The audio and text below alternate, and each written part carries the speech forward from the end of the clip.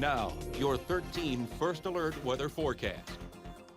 Well, the rainfall overnight tapered to just a few lingering showers this morning, and it was a mild start out the door. Many places had temperatures still in the 50s. Since then, though, the surface-based storm system has been slowly lifting northward across Minnesota, bringing in some colder air, and those temperatures have been slowly cooling throughout the day. That's going to continue to be the case right into this evening. We'll be dropping slowly through the 40s. That cloud cover sticks around, and there is going to be a breeze still remaining from the west-southwest. No change even for this afternoon. We remain under an overcast sky. It looks like we do have a couple areas of drizzle perhaps showing up here on radar, and temperatures again still pretty mild out there from the upper 40s to around that 50-degree mark. That's the case in La Crosse.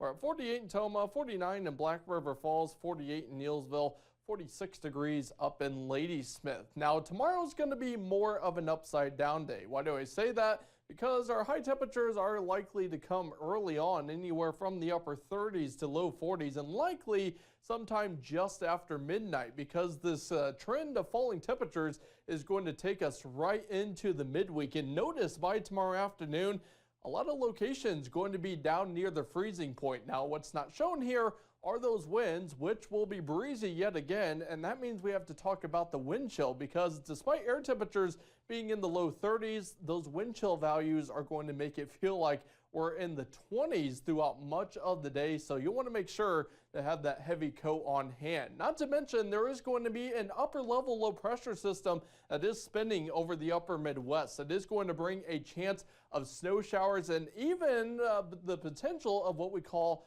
snow squalls, which is a short-lived but narrow, intense band of snow that usually produces high rates of snowfall. That does lead to a significant reduction in visibility. Again, not expecting as much as far as snow totals, likely a half inch or less for most places, but something you do want to be aware of, especially tomorrow afternoon, and given that we are going to have those breezy winds. Now into Thursday, there's going to be a system over the Great Lakes region. If that wobbles just a little bit more to the west, we could see some precipitation out of that, something we are closely watching. But the big story Thursday, going to be some very strong and gusty northwesterly winds as the cloud cover sticks around.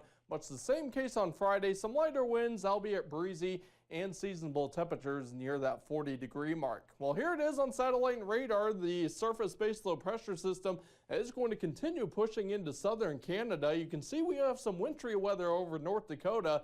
They're actually expected to see a few inches of snow by later on tonight. Here in western Wisconsin, though, a different story. It is going to stay mainly cloudy. Forecast guidance has been trying to indicate maybe some breaks in the clouds developing. I'm not ruling it out, but I think there's a likelihood we stay overcast much of the night. And then for tomorrow, here's that chance of snow showers showing up on our forecast model. These should start to taper by evening. We'll be left in the clouds at night. And then on Thursday, there's that system. We could actually see a few inches of snow over eastern Wisconsin.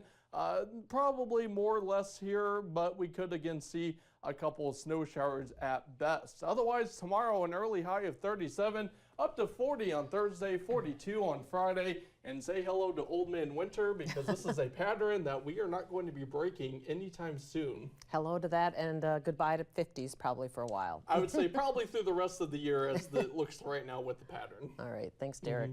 Well, up next, the latest entertainment.